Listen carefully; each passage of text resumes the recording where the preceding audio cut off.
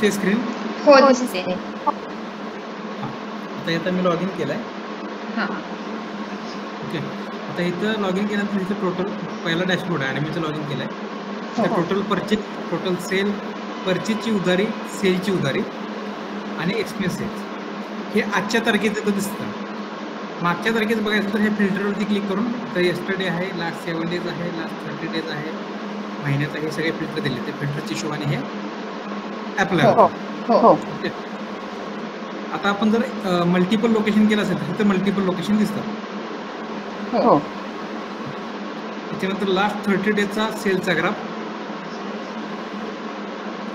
त्यानंतर current financial year 1 April ते 31 मार्चचा जो काही फायनान्शियल इयर असतो त्याचा सेलचा ग्राफ डिस्प्ले होतो.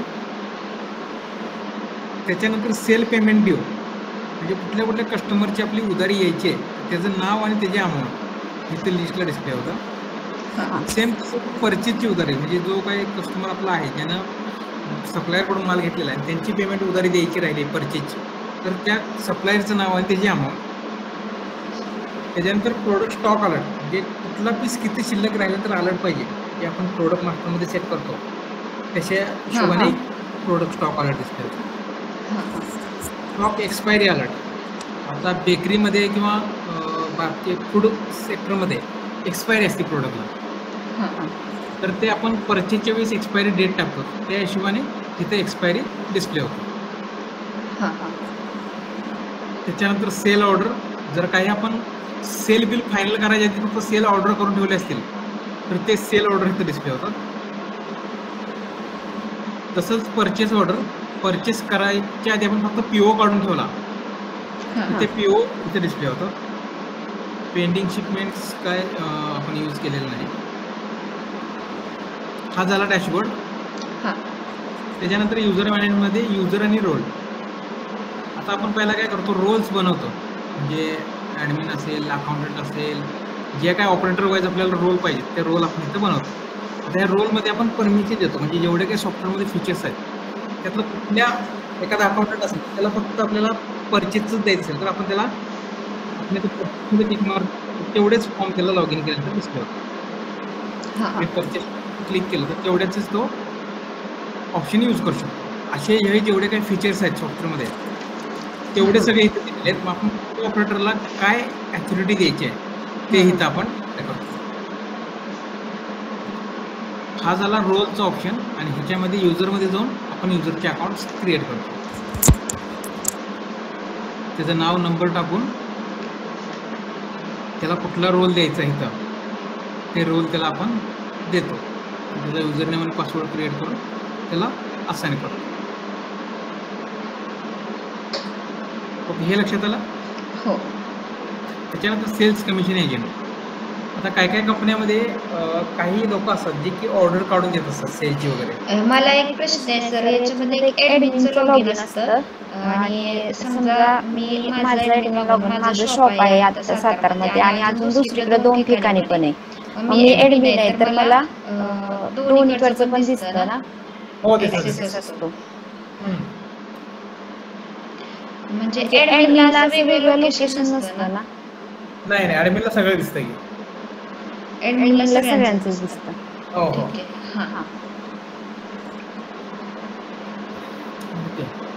त्याच्यानंतर सेल्स कमिशन एजंट. काही कंपन्यांमध्ये सेल्स एजंट असतात जे की सेलची ऑर्डर काढून देत असतात. तर ज्यावेळी आपण सेल म्हणत असतो ना त्यावेळी जर त्या एजंटचं जर नाव सिलेक्ट केलं तर त्याला समजा आपण 2% तिथे टक्केवारी दिली 2% जर सेट केलं असेल तर त्याचे तेवढे कमिशन निघत जातं. त्याच्यानंतर कॉन्टॅक्टमध्ये सप्लायर आणि कस्टमर. सप्लायरवरती क्लिक केलं तर आपण इथे जेवढे काही सप्लायर आहेत ते सप्लायर ॲड करतो. ॲडवरती क्लिक करून त्यांचा तो इंडिव्हिज्युअल आहे की बिझनेस आहे. बिझनेस असेल तर बिझनेसच्या नावाने त्याचा मोबाईल नंबर बाकीच्या ॲडिशनल गोष्टी आहेत म्हणजे त्याचा GST नंबर त्याचा ओपनिंग बॅलन्स पेमेंट टर्म कशी आहे त्याचा ॲड्रेस सिटी ह्या सगळ्या गोष्टी इथं आपण ॲड करतो. फक्त नाव आणि मोबाईल नंबर सेव्ह केला तरी सुद्धा चालू शकतो. हे झालं सप्लायर. त्याच्यानंतर सेम तसंच कस्टमर. कस्टमरमध्ये पण ॲड कस्टमर ह्याच्यामध्ये पण इंडिव्हिज्युअल बिझनेस जर वैयक्तिक असेल त्याचं काय फॉर्म वगैरे नसेल तर आपण इंडिव्हिज्युअल सिलेक्ट करतो. जर बिझनेस असेल तर बिझनेस सिलेक्ट करतो. बिझनेसचं नाव, मोबाईल नंबर, त्याचा पण GST नंबर असेल तर GST नंबर इथे टाकतो. त्याचा ओपनिंग बॅलन्स असेल तर ओपनिंग बॅलन्स टाकतो. त्याला जर क्रेडिट लिमिट द्यायचं असेल म्हणजे उधारी त्याला किती द्यायची, समजा एखाद्याचं आपण 10,000 इथं टाकलं तर त्याच्या 10,000च्या पुढे त्याचं बिलिंगच होणार नाही. हे सेटिंग आपण इथं करू शकतो. त्याच्यानंतर कस्टमरचे ग्रुप बनवू शकतो कॅटेगरी वाईज, EBC कॅटेगरी वगैरे. इम्पोर्ट कॉन्टॅक्ट्स, आता इथं काय आहे की समजा कस्टमरकडे 2,000 लोकांची लिस्ट आहे, त्याला ॲड करायची, मग एक एक मॅन्युअली ॲड करायला वेळ जातो. इथे डायरेक्ट इम्पोर्ट एक्सेल शीटचा फॉर्मॅट इथे डाउनलोड केला, त्याच्यामध्ये गोष्टी आपण ॲड केल्या आणि एक्सेल शीट इम्पोर्ट केली की जेवढे काही 2,000 नंबर असतील किंवा 3,000 असतील ते सगळे 5 मिनिटामध्ये सगळे रेकॉर्ड सप्लायर असतील किंवा कस्टमर असतील दोन्ही पण ॲड होऊन जातात. तर खाली त्यांनी इन्स्ट्रक्शन दिलेले आहेत म्हणजे कुठले कॉलम रिक्वायर्ड आहेत, कुठले ऑप्शनल आहेत ते दिलेले आहेत. त्याच्यानंतर प्रोडक्टमध्ये इथं लिस्ट प्रोडक्ट, इथे वरती सगळे फिल्टर दिलेले आहेत सर्चसाठी. त्याच्यानंतर ॲड प्रोडक्टमध्ये गेलो आपण, प्रोडक्टचं नाव, त्याचा बारकोड नंबर, बारकोड टाईप हा फिक्सच राहतो. इथे युनिट आहे, KG, ग्रॅम, जे काय असेल ते. ब्रँड असेल तर ब्रँड, कॅटेगरी असेल तर कॅटेगरी, सब कॅटेगरी, लोकेशन, कुठल्या लोकेशनला ते प्रोडक्ट दाखवायचं आहे. दोन्ही लोकेशनला दाखवायचं, दोन्ही लोकेशन सिलेक्ट करायचे. अलर्ट क्वांटिटी म्हणजे किती स्टॉक शिल्लक राहिल्यानंतर अलर्ट पाहिजे ते इथे टाकतो आपण. जर प्रोडक्टला काय वॉरंटी असेल तर वॉरंटी इथे येईल. प्रोडक्टचा फोटो, डिस्क्रिप्शन, इथं काय प्रोडक्ट आपण कुठल्या रॅकमध्ये ठेवणार आहे ते रॅकची माहिती टाकतो आपण. कस्टम एक्स्ट्रा फील्ड दिलेलं आहे. इथं ॲप्लिकेबल टॅक्समध्ये GST 5%, 12%, 18% हे आपण सिलेक्ट करतो. हा जो GST आहे इन्क्लुझिव्ह ठेवायचा का एक्सक्लुझिव्ह ठेवायचा त्याच्यासाठी आहे. त्याच्यानंतर प्रोडक्ट सिंगल आहे का व्हेरियंट आहे. व्हेरियंट म्हणजे समजा आता साखर आहे, साखरचं 1 kgचं पण आहे, 500 ग्रॅमचं पण आहे, 250 ग्रॅमचं पण आहे.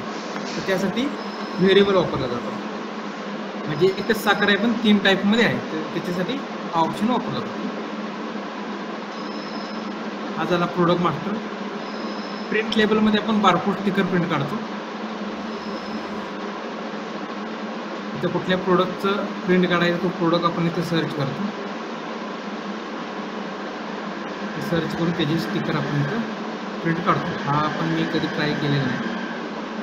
मग अशी जे व्हेरिएशन बोललो ते व्हेरिएशन आपण इथं ॲड करतो आणि तिकडे सिलेक्ट करतो.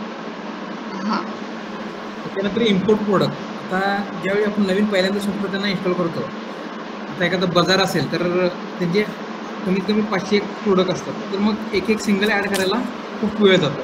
त्यासाठी इथे direct sample excel sheet download करा, त्याच्यामध्ये डेटा सगळा टाईप करा आणि ती एक्सेल शीट इम्पोर्ट करा, तर तो सगळा डेटा इम्पोर्ट होतो एक्सेल शीटमध्ये. सेम तसंच स्टॉक. आता मग त्यांनी सॉफ्टवेअर यूज करायला घेतलं तर ऑलरेडी त्यांच्याकडे काय स्टॉक असेल त्याचा ओढून घ्यायचा असेल ओपनिंग स्टॉक, तर तो पण सेम एक्सेल शीटचा ऑप्शन आहे. ते एक्सेल शीटमध्ये प्रोडक्टचं नाव, त्याचा किती स्टॉक आहे तो स्टॉक ॲड करायचा आणि एक्सेल शीट इम्पोर्ट करायची. जेवढा काय स्टॉक आहे तो सगळा ॲड होऊन जातो. त्याच्यानंतर युनिट आहे. युनिट काय आपले KG, ग्रॅम हे सगळे ॲड केलेले आहेत, ते वन टाईम केलेलं, ह्याला काही करायची गरज नाही. कॅटेगरी, आयटमचं डिस्क्रिप्शन आणि वॉरंटीज. आता जर आपण मोबाईल शॉपीला वगैरे देत असेल सॉफ्टवेअर तर इथं आपण वॉरंटी टाकून ठेवू शकतो. 1 year, 6 month, 2 year, 3 year हे टाकून ठेवलं की तिकडं प्रोडक्ट ॲड प्रोडक्ट जिथं करतो तिथं ते येऊन जातं. हे झालं. त्याच्यानंतर मॅन्युफॅक्चरिंग. मॅन्युफॅक्चरिंगमध्ये काय करतो आपण, रेसिपी बनवून ठेवतो. आपल्याला काय बनवायचं आहे तर प्रोडक्टचं नाव सिलेक्ट केलं आपण. आता हे टिश्यू साडी बनवायची आपल्याला. ओके, तर आम्ही इथं ही सिलेक्ट केलं. ते साडी बनवण्यासाठी काय काय रॉ मटेरियल लागतं ते इथं वन टाइम आपण टाकून ठेवतो.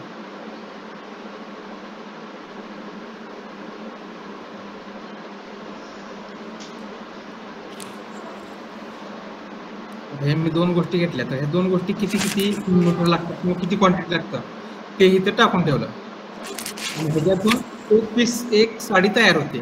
ही असं रेसिपी बनवली आणि सेव्ह केलं.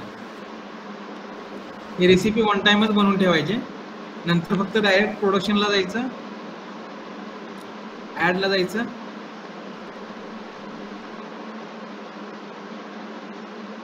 ते प्रोडक्ट बनवणार आहे. किती क्वांटिटी बनवणार आहे, इथे जर 10 क्वांटिटी टाकली तर त्या हिशोबाने इकडे रॉ मटेरियल यूज केलं जातं आणि प्रोडक्ट तयार होतं. 10 साडी तयार होणार आहे. तर हा प्रोडक्शनचा पार्ट आहे. त्याच्यानंतर येतो परचेस. परचेस ऑर्डर म्हणजे मोठ्या मोठ्या कंपन्यांमध्ये पहिला परचेस ऑर्डर काढलं जातं आणि त्याचं परत फायनल इनवॉइस होतं. तर इथं ॲडवरती क्लिक केलं, कुठल्या सप्लायरकडनं ऑर्डर काढायची त्या सप्लायरचं नाव इथे टाकतो आपण. रेफरन्स नंबर पाहिजे असेल तर पेमेंट टर्म्स, किती दिवसांनी पेमेंट आपण करणार आहे, किती दिवसांनी किंवा किती महिन्यांनी. तिथं काय अटॅचमेंट करायचं तर अटॅचमेंट.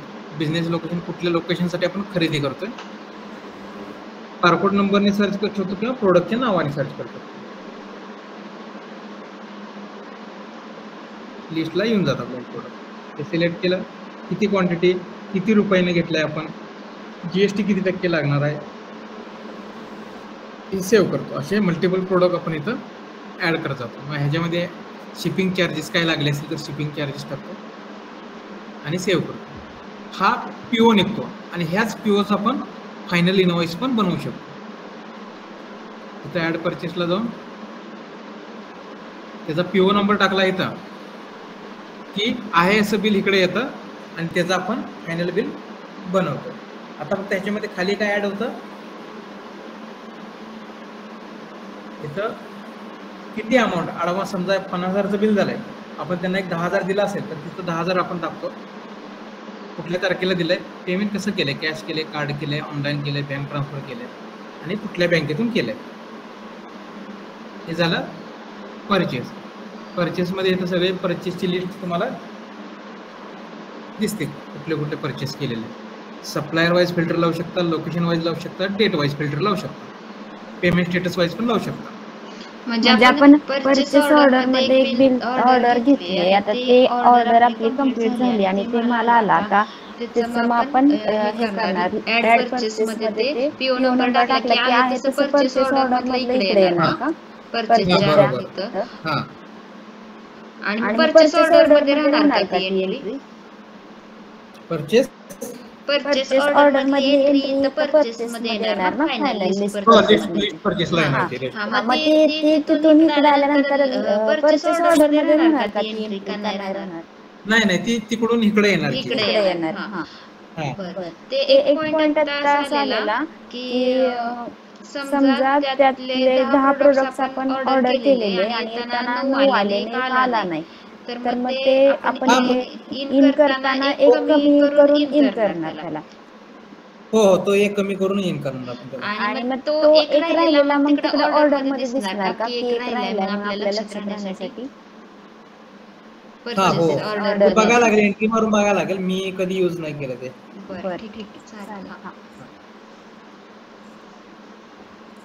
त्याच्यानंतर परचेस रिटर्न म्हणजे जे एखादा मटेरियल आपण रिटर्न केलं असेल तर त्याची रिटर्नची एंट्री तो मारतो आपण.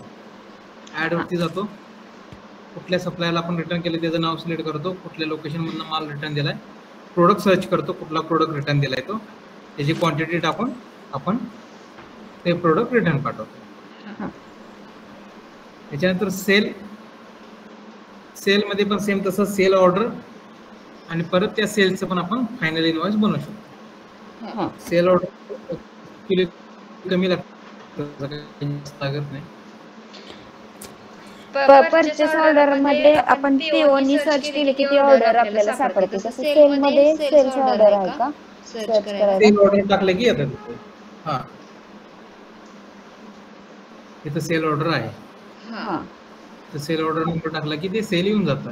इथं पण सेम तोच फॉर्म आहे, फक्त इथं कमिशन एजंट ऍड होतो. तो कमिशन ज्याला आपल्याला द्यायचं त्याचं नाव आपण सिलेक्ट करतो, बाकी इनवॉइस नंबर ऑटो जनरेट होतो. प्रोडक्ट सर्च करतो आपण, डिस्काउंट द्यायचं डिस्काउंट देतो, शिपिंग चार्जेस लावायचे शिपिंग चार्जेस लावतो, पेमेंट पेड आहे की पेंडिंग आहे, पेड केलं असेल तर ते कशामध्ये. सेम जो आपला ह्याचा फॉर्म आहे तोच परचेसचा आहे, तोच इकडे आहे. त्याच्यानंतर POS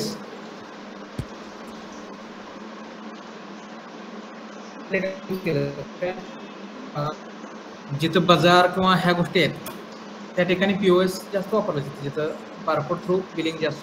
आता इथं बारकोड स्कॅन केला, आता मी इथं 0072 टाकलं तर ते प्रोडक्ट इथं आलंय, हे ऍड झालं. असं आपण हे प्रोडक्ट एका खाली इकडं टच वरती क्लिक करून पण आपण प्रोडक्ट ऍड करू शकतो.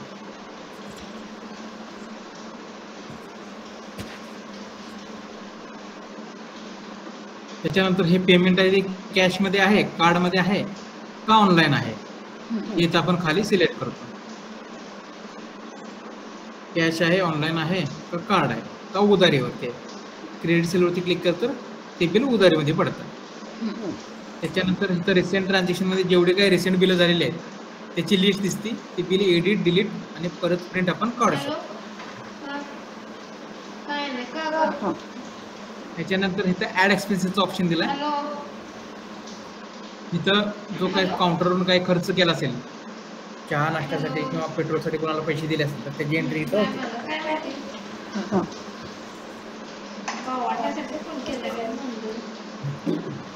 त्याच्यानंतर इथं क्लोज रिपोर्ट, क्लोज रजिस्टर आहे, म्हणजे डेलीचं क्लोजिंग त्यांनी करायचं. आज कुठले कुठले आयटम किती किती गेले त्याची एंट्री इथं दिसते.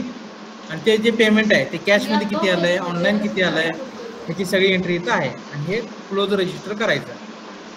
म्हणजे संध्याकाळी जेव्हा बंद करू शकतो. हा बरोबर. हे झालं POSचं. मग दुसऱ्या दिवशी ते परत पोहोचलं गेलं की तिथं ओपन रजिस्टर येतं ना ते. हो हो, ओपन रजिस्टर येतं. तिथं काउंटरची काय कॅश आहे ती टाकायची आणि परत ओपन करायची. फक्त कॅश टाकायची का? हा, कॅश काउंटरला कॅश किती आहे तेवढी टाकायची. बरं. काउंटरला ड्रॉवर मध्ये जेवढे काही कॅश आहे ना तेवढे अमाऊंट टाकून स्टार्ट करायचं. हे तर जेवढे काही सेल बिल मारलेले आहेत त्याची लिस्ट सगळी दिसते इथं. ती युजर वाईज किंवा लोकेशन वाईज किंवा पेमेंट स्टेटस वाईज फिल्टर लावून सर्च करू शकता. किंवा डेट रेंजने, डेटचे फिल्टर पण आहे त्याच्यामध्ये. त्याच्यानंतर ऍड ड्राफ्ट म्हणजे काय, एखादं बिल आहे आपण ड्राफ्ट, जसं मेल आपण ड्राफ्टमध्ये सेव्ह करतो, सेंड करतो, तसंच बिल आपण ड्राफ्टमध्ये टाकू शकतो आणि फायनल नंतर करू शकतो. नंतर कोटेशन, कोटेशन काय, जे सेलचं बिल आहे तसंच फक्त ते कोटेशन बनतं. लिस्ट रिटर्न म्हणजे एखादं आयटम आपण रिटर्न केला असेल तर तिथं सेल रिटर्न, सेल रिटर्नमध्ये येतं. शिपमेंट डिस्काउंट काही यूज केलं नाही. इम्पोर्ट सेलमध्ये काय आहे, जर त्यांना असं मॅन्युअली एक एक बिलं करायची नसतील, डायरेक्ट एक्सेल शीट थ्रू करायचं असेल तर एक्सेल शीट डाउनलोड करून त्याच्यामध्ये सगळ्या एंट्री टाकून आपण एक्सेल शीट इम्पोर्ट मारू शकतो. म्हणजे डायरेक्ट 100 रेकॉर्ड टाकले आणि 100 रेकॉर्डची एक्सेल शीट इम्पोर्ट केली तर ते 100 सेलची बिलं डायरेक्ट तयार होणार आहेत. म्हणजे वेगवेगळी बिलं एका वेळेस आपण ऍड करू शकतो. म्हणजे काही वेळेस कस्टमर आहेत ना ते म्हणतात की आमचं बिलिंग राहिलंय, ते मला मागच्या सगळ्या एंट्री टाकायचे, तर ती एकदम टाकू शकतो किंवा एक्सेल शीटने मारू शकतो. बरं. त्याच्यानंतर स्टॉक ट्रान्सफर, एका लोकेशनवरून दुसऱ्या लोकेशनला स्टॉक ट्रान्सफर करण्यासाठी हा ऑप्शन वापरला जातो. लोकेशन नंबर 1 वरून लोकेशन नंबर 2 ला मटेरियल ट्रान्सफर करायसाठी इथं पेंडिंग आहे, इन ट्रान्झिट आहे, कम्प्लीट आहे. कम्प्लीटमध्ये टाकलं मी, इथं आयटम टाकले तर ह्या बिझनेसमधून त्या बिझनेसला हे मटेरियल शिफ्ट होतं. म्हणजे फॉर एक्झाम्पल एखादा प्रोडक्ट आहे बिस्किट, त्याचं 100 पुढे मला इकडच्या दुसऱ्या लोकेशनला टाकायचे, तर मग इथून 100 कमी होणार आणि इकडे ऍड होणार ना स्टॉक मध्ये. इकडे ऍड होणार, बरोबर.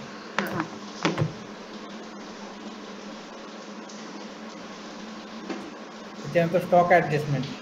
आता हे स्टॉक ऍडजस्टमेंट कशासाठी यूज केलं जातं, ज्यावेळी एखादं मटेरियल खराब होतं, जे आपण यूज करू शकत नाही, सेल करू शकत नाही, त्यावेळेस त्याची एंट्री इथं मारली जाते.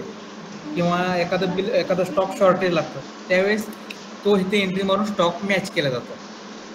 ते कुठल्या लोकेशनमधलं खराब झालं आहे, ॲडजस्टमेंट टाईप नॉर्मल आहे, ॲबनॉर्मल आहे आणि कुठलं प्रोडक्ट आहे, त्याचं काय रिझन आहे ते आपण इथे टाकून एंट्री मारतो स्टॉक ॲडजस्टमेंटसाठी.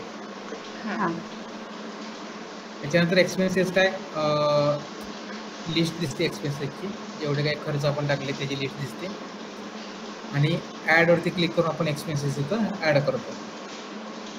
कुठल्या लोकेशनसाठी खर्च केला आहे, कुठल्या कॅटेगरीसाठी केला आहे, पेट्रोलसाठी, शॉप रेंट, लाईट बिल, जे काय असेल ते कॅटेगरी बनवू शकतो. कुणाकडून झाला आहे खर्च, तो ॲडमिनकडून झाला आहे, जो कोणी ऑपरेटर आहे त्याकडून झाला आहे, कोणत्या कस्टमरसाठी झाला आहे किंवा कशासाठी झाला आहे ते सिलेक्ट केलं तरी चालतं, नाही केलं तसं चालतं. मग ती अमाऊंट, टोटल अमाऊंट किती आहे, पेड केली आहे तर कशी पेड केली आहे, कॅशने केली आहे, ऑनलाईन केली आहे, जे काय असेल ते, हे सेलचं बिल. आणि ह्या एक्सपेन्सेसच्या कॅटेगरी आपण पाहिजे तेवढ्या ॲड करू शकतो याच्यामध्ये. आता ऑलरेडी याच्यामध्ये ॲड केलेले आहेत हे advertising, electricity, light bill, maintenance, other, म्हणजे त्यांच्या हिशोबाने ते ॲड केलेलं आहे. त्याच्यानंतर पेमेंट अकाउंट, ह्याच्यामध्ये ज्या आपण कस्टमरला जे सॉफ्टवेअर दिलं आहे त्याच्या आपण इथं एंट्रीज ॲड करतो, हे ॲड करतो, बँक ॲड करतो. त्याची SBIची असेल, याची जी बँक असेल तर ते इथं आपण ॲड करतो, जेणेकरून जे काही पैसे आले ते बँकेत जमा झालेत आणि त्याच्यातून कोणाला चेक दिला असेल, कोणाला ट्रान्सफर केला असेल तर ते ह्या बँकेत इन आउट होतात. त्याच्यामध्ये हे आतापर्यंत कोणी वापरलं नाही पण आहे ऑप्शन. मग याच्यामध्ये बॅलन्स शीट दिसते आपल्याला, पेमेंटचा फ्लो कळतो, म्हणजे कुठल्या कुठल्या कस्टमरचं पेमेंट आलं, कुठल्या कुठल्या सप्लायरला आपण पैसे दिले, हे इथं ट्रान्झॅक्शन आपल्याला या पेमेंट अकाउंटमध्ये दिसतं.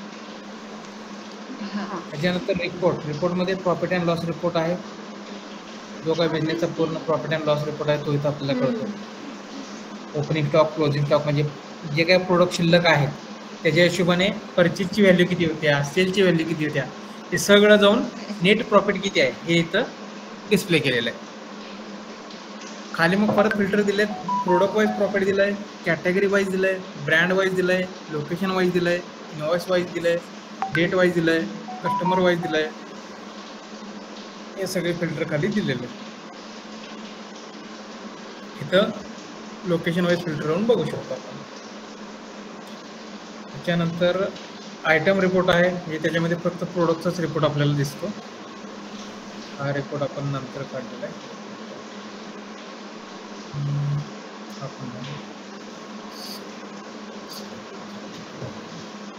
रजिस्टर रिपोर्ट, हे जे डेलीचं क्लोजिंग करतात ना, क्लोज रजिस्टर, त्याचा रिपोर्ट हा आहे. एक्सपेन्सेस, खर्चाचा रिपोर्ट आहे, खर्च कुठल्या गोष्टीवरती जास्त होतो त्याचा इथं ग्राफ दिला त्याने, आणि खाली परत त्याच्या category wise total amount display केली. त्याच्यानंतर सेल पेमेंट रिपोर्ट, म्हणजे ह्याच्यामध्ये काय केलंय की UPI थ्रूच पेमेंट किती आलंय, कॅशमध्येच पेमेंट किती आलंय, ह्याचं फिल्टरेशन आपण इथं लावू शकतो. इथं पेमेंट मेथड आहे, कॅशमध्ये किती, कॅश सिलेक्ट केलं तर कॅशचेच टोटल आपल्याला खाली दिसणार. इथं जर मी UPI केलं तर UPIचीच, किंवा चेकनं केलं चेकचीच लिस्ट मला खाली दिसते. त्याच्यानंतर purchase payment report, product sale report. आता प्रोडक्ट सेल रिपोर्टमध्ये काय कळतं की कुठला प्रोडक्ट किती गेला आहे ह्याचा टोटल क्वांटिटी आपल्याला दिसतं. आपण तारीख सिलेक्ट केली की ह्या तारखेला बाबा हा बिस्किट किती क्वांटिटीमध्ये सेल झाला हे आपल्याला इथं कळतं. प्रोडक्ट वाईज सेल रिपोर्ट, ह्याच्यामध्ये परत खाली फिल्टर दिले, purchase wise, group wise, category wise, brand wise. जर आपण कॅटेगरी ब्रँड केले असतील तर त्याच्या वाईज पण फिल्टर इथं अप्लाय होतं त्याला. प्रोडक्ट परचेस रिपोर्ट, जसं सेल आहे तसंच purchase.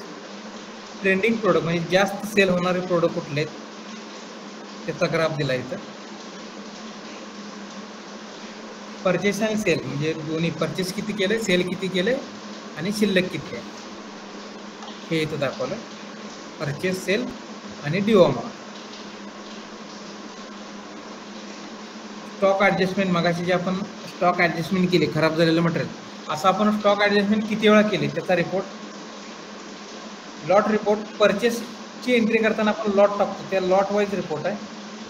Stock expiry report, stock कधी कधी एक्सपायर होणार त्याचा रिपोर्ट आहे. स्टॉक रिपोर्ट आहे, म्हणजे कुठला आयटम किती शिल्लक राहिला आहे त्याचा रिपोर्ट आहे.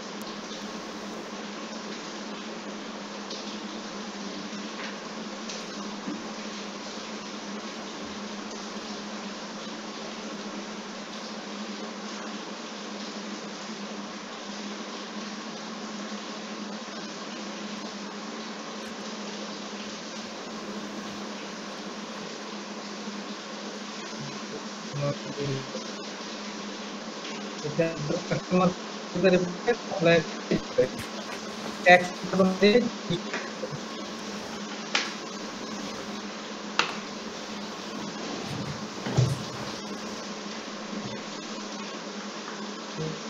म्हणजे परचेसचा आउटपुट म्हणजे सेलचा ह्याचा जीएसटी रिपोर्ट तो काढलेला आहे. म्हणजे 12% किती, 10% किती, 12% किती, 18% किती बिलिंग झालेलं आहे त्याची टोटल अमाऊंट इथं टॅक्स रिपोर्ट मध्ये कळत.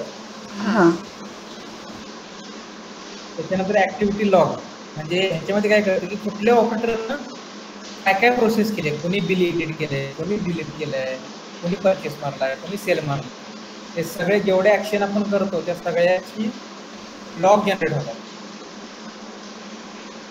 ते लॉग जनरेट होतात. बिल मारलंय, कॅन्सल केले, डिलीट केलंय, जे काही ऍक्शन आपण करू सगळ्याची लिस्ट आपल्याला दिसते. बुकिंग आपण यूज करत नाही, हे टेबलसाठी आहे ऍक्च्युली. टेबलला आपण काय यूज करत नाही, ऑर्डर पण नाही. नोटिफिकेशन टेम्पलेट आता हे कशासाठी आहे, आपण जर मेल कॉन्फिगर केलं, एखादा मेल कॉन्फिगर करून ठेवला तर ह्याच्यामध्ये नवीन सेल झालेला, पेमेंट रिसिव्ह झालेला, पेमेंट रिमाइंडरचा, न्यू बुकिंगचा, न्यू बुकिंगचा, हे सगळे मेल ऑटो ह्याच्यामध्ये जातात. हे टेम्पलेट रेडी करून ठेवलेलं आहे. फक्त आपण मेल कॉन्फिगर करून हे ऑन केलं तर हे मेल ऑटो सेल होतात. सेटिंगमध्ये बिझनेसचं सेटिंग आहे, म्हणजे शॉपचं नाव वगैरे, त्यांचा जीएसटी नंबर वगैरे हे आपण सेट करतो. टॅक्समध्ये जीएसटी नंबर टाकून ठेवतो. पॉजमध्ये कुठल्या कुठल्या गोष्टी पाहिजेत, कुठल्या शॉर्टकटची पाहिजेत ते सेटिंग इथं आपण करतो. म्हणजे बिल प्रिंट काढण्यासाठी, कॅन्सल करण्यासाठी, ह्याच्यासाठी हे सेटिंग्स ह्याच्यामध्ये आहेत. टिक मार्क केले, डिस्काउंट वगैरे बंद करायचं असेल तर त्या गोष्टी आपण इथून बंद करतो. टोटल एडिट करायला पण आहे, एडिट बंद करायला पण आहे. ह्याचे जेवढे मार्क आहेत ते आपण यूज करून बघू शकतो. त्याच्यानंतर लोकेशन, इथं मल्टिपल लोकेशन्स आपण ऍड करू शकतो.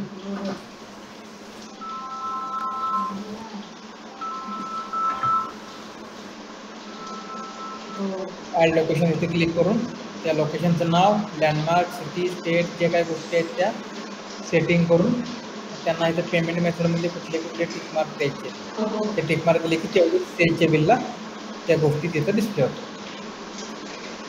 हे नवीन लोकेशन ऍड करण्यासाठी. इनवॉइस सेटिंग, आता इथं इनवॉइसचे डिझाईन्स आपण बनवू शकतो. जर कस्टमरकडे A4 साईजचा प्रिंटर असेल तर आपण A4 साईजचं डिझाईन बनवू शकतो. त्याकडे जर ह्याचा थर्मल प्रिंटरच्या हिशोबाने बनवू शकतो. त्याच्यावर इथं ऑप्शन दिलेले आहेत. आता हे वरचे क्लासिक, इलेगंट, डिटेल हे A4 फॉर्मॅट आणि खाली स्लिम 1 आणि स्लिम 2 जे आहे हे थर्मल प्रिंटरवरचे सेटिंग आहे. ह्याच्यामध्ये परत त्यांनी ॲडिशनल दिलेलं आहे, प्रिंटरला काय पाहिजे, कुठले कुठले ऑप्शन द्यायचे नाही द्यायचे, आपल्यावर काय काय प्रिंट झाला पाहिजे, काय काय नाही, तेवढ्या कुठला खाली काय काय पाहिजे ते. QR कोड प्रिंट करायचं, QR कोड प्रिंट करू शकतो. QR कोड प्रिंट करते मग काय काय बिझनेसचं स्कॅन केलं नाव दिसलं पाहिजे का, काय इन्व्हॉइस नंबर दिसलं पाहिजे का, डायरेक्ट URL देऊन आपण PDF ओपन करू शकतो. हे तर ह्या सेटिंगमध्ये दिसू शकतो. तर हे इन्व्हॉइस आपण पाहिजे तसं कस्टमाइज करू शकतो. बारकोड सेटिंग काय, बारकोड सेटिंग केलेलं नाही कधी आपण. तिथे जो काय बारकोड प्रिंटर आहे त्याच्या सेटिंग आपण करतो. ऑप्शन केला. प्रिंटरमध्ये 2 ऑप्शन आहेत. एक ब्राउझर प्रिंटर, म्हणजे आता प्रिंट रिव्ह्यू दिसते आणि मग प्रिंट सोडतो. अजून एक ऑप्शन आहे ह्याच्यामध्ये डायरेक्ट प्रिंट, म्हणजे परत प्रिंट वरती क्लिक करायची गरज नाही, डायरेक्ट प्रिंट ह्याच्यामध्ये जातं. पण हे सेटिंग कळलेलं नाही वापरायचं. त्याच्यामध्ये डायरेक्ट आपण प्रिंटरचा पाथ दिला, IP ॲड्रेस दिला तर डायरेक्ट प्रिंट ह्याच्यामध्ये जातं. टॅक्स रेट आहे काय, आपण 12% 18% जेवढे काय टॅक्सचे स्लॅब करू तेवढं तिकडे ते प्रोडक्ट मास्टरला येतात. हे एवढं सगळं सेटिंग आहे. याच्यामध्ये कशामध्ये काय शंका आहे? हो, ते अमर सरांनी विचारलं सांगितलं होतं की डायरेक्ट वेट म्हणजे समज ग्रोसरीचं आहे भाजीचं, तर ते वजन काटायला कसं जॉईन करायचं ते, आणि तिथं वजन केलं की याच्यामध्ये येणार. त्याला ते ह्याचं इंटिग्रेशन करायला लागेल. ते इंटिग्रेशन करायला लागेल का? हो, इंटिग्रेशन करायला लागेल ते. बर. त्याचा कोड लिहायला लागेल तो. आणि ह्याचं अँड्रॉइड ऍप आहे का मोबाईलवर? अँड्रॉइड ऍप नाही आता सध्या तरी. आपण ह्याची URL ची APK बनवून देतोय. URL ची APK. हा, URL ची APK देतो आपण. ते APK इन्स्टॉल करून त्याच्यातून आपण बिलिंग करून त्याला ब्लूटूथने प्रिंटर जोडून त्या प्रिंटरवर प्रिंट येते का बिलाची? त्याला मग ब्लूटूथ प्रिंटर जोडायला लागेल मोबाईलवरती करता असेल. हा. आणि होलसेलसाठी जास्त माल घेतला, समज 10 प्रोडक्ट घेतले तर त्याच्यावर एक मला फ्री द्यायचंय जास्त घेतल्यानंतर, तर ते कसं करायचं ह्याच्यातून? एक काय म्हणला? होलसेल असेल, होलसेलसाठी देत असेल आपण हे सॉफ्टवेअर, तर होलसेलचं म्हणजे कसं जास्त माल घेतात ना ते कस्टमर, तर समजा 10 प्रोडक्टवर एक प्रोडक्ट फ्री अशी स्कीम असेल तर ते कसं सेट करायचं याच्यात? Product free. हा, परचेस मध्ये का सेल मध्ये? सेलमध्ये. नाही, मला वाटतं तो ऑप्शन नाही. म्हणजे मी तरी जेवढ्यांना दिलाय ना त्याच्यामध्ये हा कुठं आला नाही.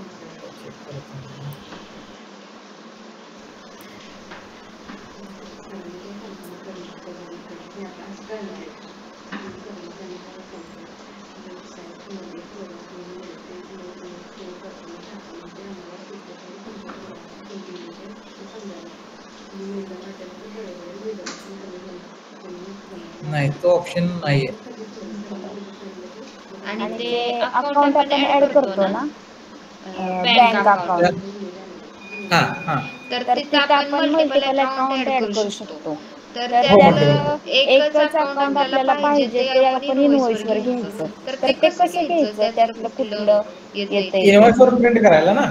हा, इनवॉइस वर प्रिंट करायला डिस्क्रिप्शन मध्ये टाकून ठेवायचं ना.